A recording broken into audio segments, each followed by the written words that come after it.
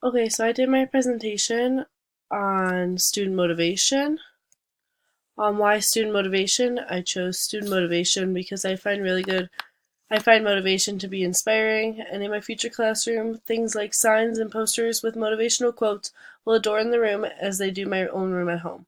I find that seeing them every day reminds me to constantly try my best, and feel it will do the same for my students.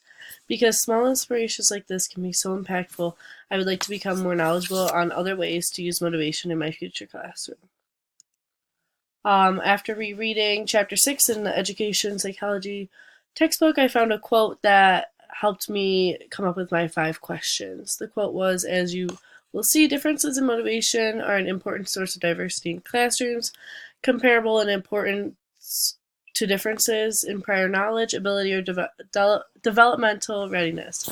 When it comes to school learning, furthermore, students' motivations take on a special importance because students' mere presence in class is, of course, no guarantee that students really want to learn."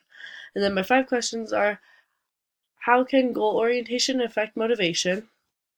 How does the attribution theory affect what we know about motivating students? What are the effects of positive reinforcement versus negative reinforcement? How does self efficacy play a role in motivation? And what is the difference between intrinsic and extrinsic motivation? Um, the definition of student motivation is: student motivation naturally has to do with students' desire to participate in the learning process, but it also concerns the reasons or goals that underlie their involvement or non involvement in academic activities. What I learned is, after my research, I have learned that there are many different ways to promote student motivation, and every child is different in some type of way. One big thing I learned was how important intrinsic motivation is to students. Relating what they are learning to their personal interests will create a connection to stuff they're learning and interests them. Being a teacher who is a positive and supportive person will also help with students and how they are supposed to behave.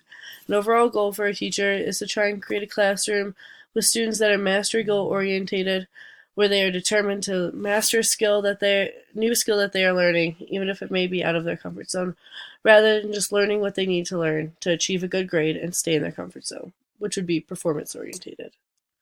A strategy out of the Teach Like a Champion 2.0 book is Technique 46. It's called Strong Start. The main idea is to design and establish an efficient routine for students to enter the classroom and begin class.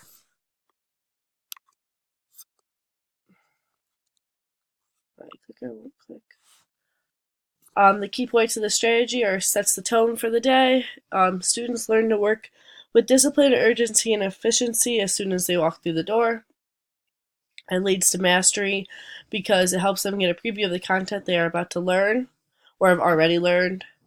And then it leads to door to do now, and review now, which are: door to do it now. Students have assigned seats. Students know where to place completed assignments and homework. Students pick up their own work rather than waiting for it to be passed out. Point out in a positive way. Teachers point out in a positive way how a student is being productive by working on an assignment. So, door to do it now is basically like classroom procedures that the students learn the first week of school, and then you don't really need to review it anymore.